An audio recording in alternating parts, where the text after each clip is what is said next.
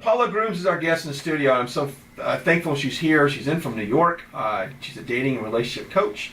She's got a book out, Why Won't He Commit? How a Man Decides to Make You the One. We went over this consumer versus buying type of relationship test is what it is. And that will determine whether or not it's time to, where does your man stack up in all of this, Because, you don't want to waste time. You don't want to waste time. Yeah. Because that's one thing you can't get back is time. That's right. Now, let me ask you a question, as we kind of, if you're in a bad relationship, if you're in a relationship that's just not going anywhere, if you're dating a guy, how do you break off a relationship? I mean, do you have that talk saying, how do you do it? Well, here's what I recommend for women who are dating. Okay. And they realize, he's not coming forward. I know I really like him, and, he's really backing off of the talks about any kind of moving forward or where's this going or anything of that sort, is kindly, calmly, and very confidently break it off and say, I realize this isn't the right time for you, but I'm not interested in wasting any more time with a relationship that's not going anywhere, and I really respect you and I respect that that's not right for you, so I'm going to move on.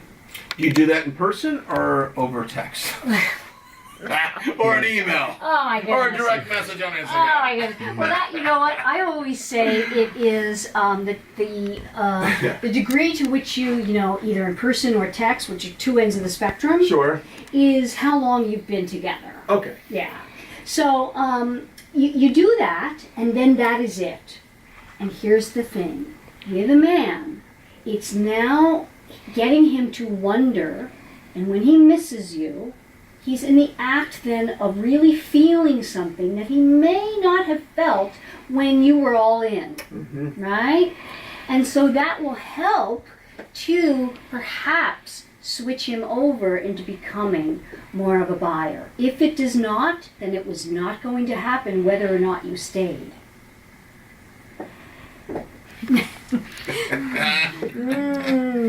Good stuff. Okay, you talked earlier how you do a lot of coaching in relationship. Oh yes, but that's what I do. I know in New York, if someone lives in Dallas, that's a great question. question. How do you do that? Thank you for asking. Yes, I do everything online and via the phone. So all of my coaching, I have clients all around the world, in Canada, Costa Rica, Israel, Sweden, Croatia. Yeah, it's wonderful. So it's a really wonderful, vibrant community of women all around the world that are invested in this whole concept of how do we make our best personal lives and romantic lives. Is there an average age that someone you work with?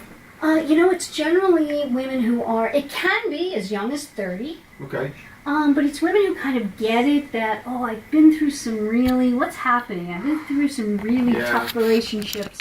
What can I do that's going to really boost my chances of getting a great relationship and commitment, which is best for men? Yeah. Do you find situations where some of these people just stumble into the quote, the one, without even almost looking? Just, they could be right in front of them the whole time and they realize, I think that in the realm of human emotional things, that anything can happen. Yeah. But I call them eclipses. I always say to women, think of yourself as an exceptional woman, not the exception to the rule.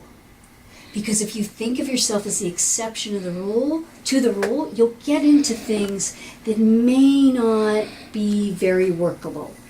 But if you know you're exceptional and you lead your life with honesty and intelligence and forthrightness, you will have the best chance of making something happen.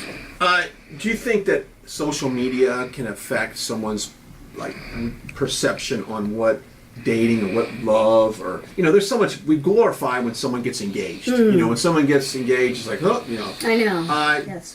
Have we set these expectations out of that's not realistic for everyday people? I do. Like, for example, the Davidson and Ariana Grande, that happened back in June. They knew each other for 2 weeks and they got engaged. Yeah. What kind of realistic expectations for a guy who's 24 and a girl who's 25? That's likely, a setup from their agents. Yeah. But the point is that I think there's a realm of realism that we have to kind of work with, but anything really can happen. Eclipses always happen, but you want to count on the moon and the sun doing their regular thing most all the time, not the Yeah. eclipse. If someone meets, and let's say during this test, and I don't know all the questions on this test, but if one of them comes up with family, maybe she wants kids, he can't stand kids. What do you cut? I mean, that's a big. It is a huge thing. And if you know you want children, that's one of those things that cannot be compromised on.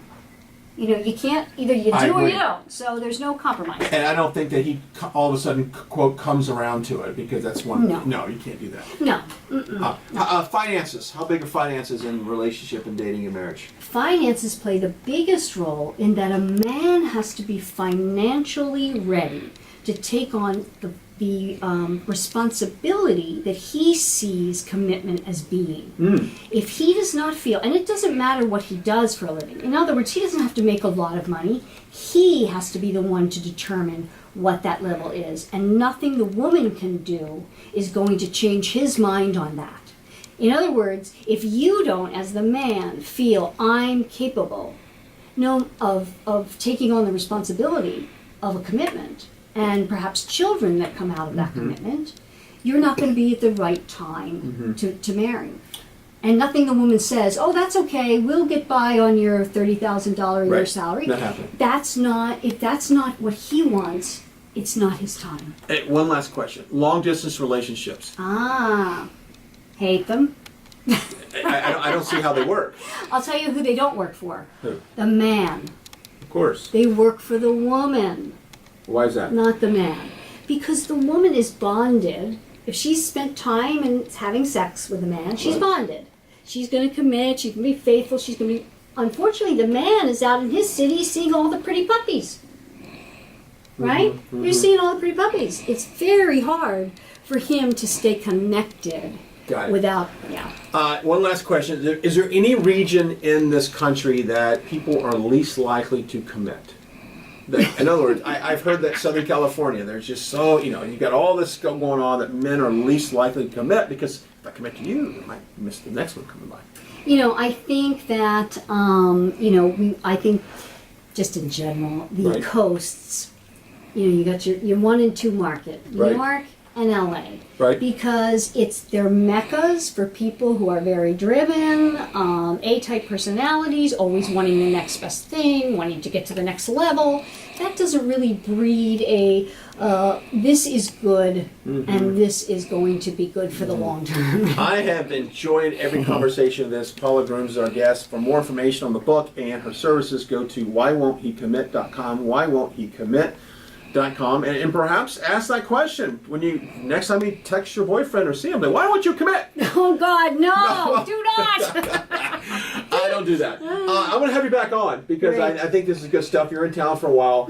We got about 30 seconds left. We'll get all the information on your books when you have your book signing, wherever the date and location for that. Wonderful. We'll make sure we throw it up there. Great. Well, I've enjoyed it. Very lovely to meet you. Absolutely. Really nice. Thanks. Two more.